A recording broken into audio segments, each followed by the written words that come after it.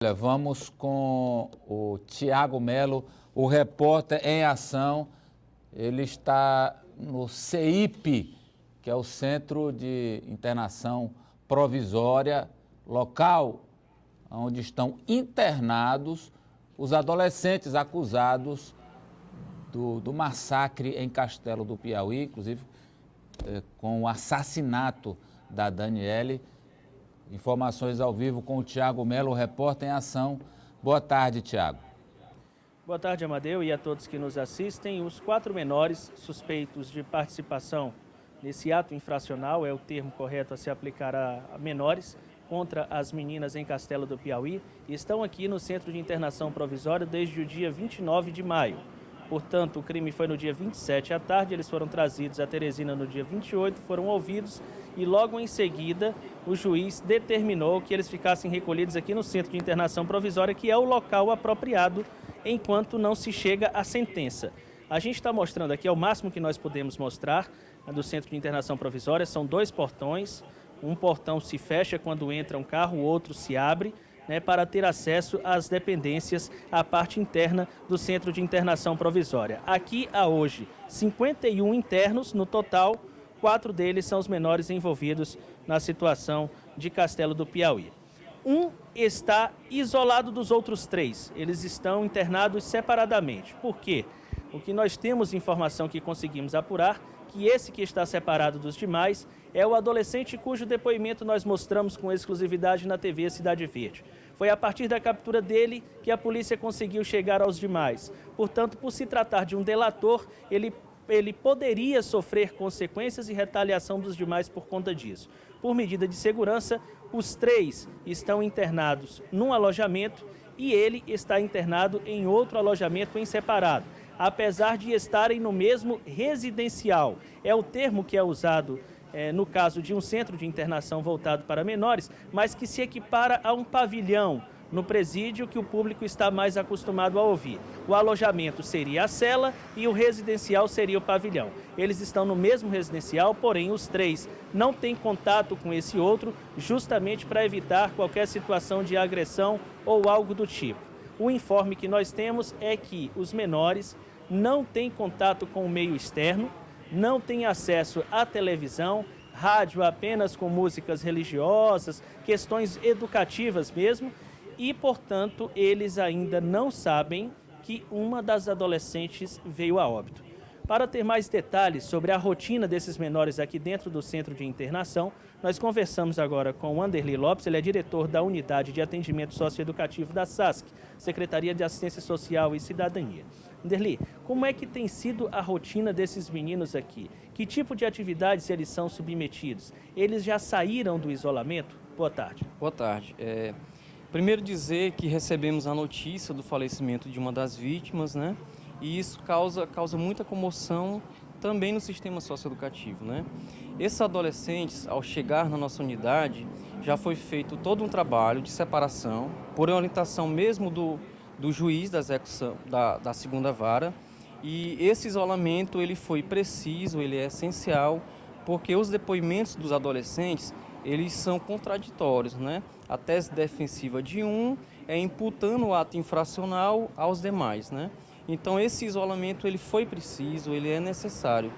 E em relação às atividades que esses adolescentes recebem dentro do sistema socioeducativo, ela é de várias dimensões, Você tem desde atividade esportiva a eventos religiosos, que muitos desses eventos já aconteceram dentro da unidade. E em relação ao isolamento, eles saíram recentemente do isolamento e participam normalmente das atividades desenvolvidas na unidade. Hoje eles já têm oportunidade de jogar futebol? Que tipo de atividade educativa e esportiva é oferecida aqui? Bom, hoje mesmo, o maior dele, o de 17 anos, fez atividade esportiva normalmente com outros adolescentes dos outros alojamentos e os três demais fizeram uma atividade na nossa horta. Nós temos uma pergunta do estúdio, pois não, Amadeu? Confirma para nós aí se os 4, eles já foram informados ou tiveram conhecimento da morte da Daniele Rodrigues. Bom, eu que estou aqui presente na unidade desde as 10 horas da manhã, temos esse cuidado em relação, primeiramente, à segurança desses adolescentes, né? Então, diariamente, vimos visitar a unidade para evitar qualquer constrangimento físico ou moralmente em relação a eles, né? E em conversa com os 4, conversa pessoal, não que a administração informou da morte da adolescente, mas que perguntaram a eles se eles tinham conhecimento do quadro clínico dessas adolescentes, né? E a administração e a diretoria têm essa preocupação nesse momento em não informar efetivamente o que aconteceu com uma das vítimas, né? Por que esse cuidado? Olha, primeiro porque você tem um risco iminente de uma síndrome de depressão, de uma possibilidade de suicídio, que é comum em todos os presídios, no sistema socioeducativo também não é diferente.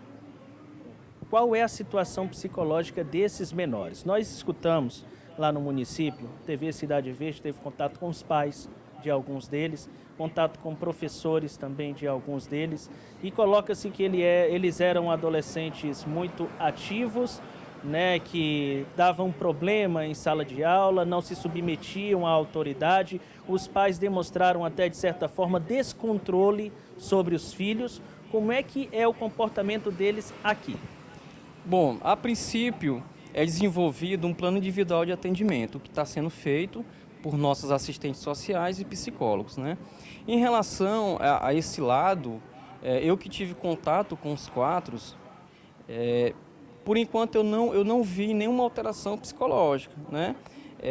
Pelo contrário, 3 deles mostram um bom comportamento na unidade e isso vai ser relatado nesse plano individual de atendimento para ser apresentado ao juiz, Dr. Antônio Lopes. Tiago, agora não ficou claro para mim se, afinal, eles sabem ou não sabem da morte da Daniele. Sim ou não? Bom, efetivamente não sabem. Eles sabem do avanço do quadro clínico das vítimas, né? Mas efetivamente não sabem. Não sabe, ok. Obrigado, Tiago. Eu queria que você voltasse ainda aí daqui a pouquinho, dando informações para nós sobre o Adão, que é o maior que participou e que, segundo um dos menores que falou aquele vídeo que nós mostramos, dizia que quem comandou toda a barbaridade, quem comandou toda a monstruosidade foi o Adão. O Adão está onde? Daqui a pouco o Tiago tem informações sobre o maior envolvido nesse crime.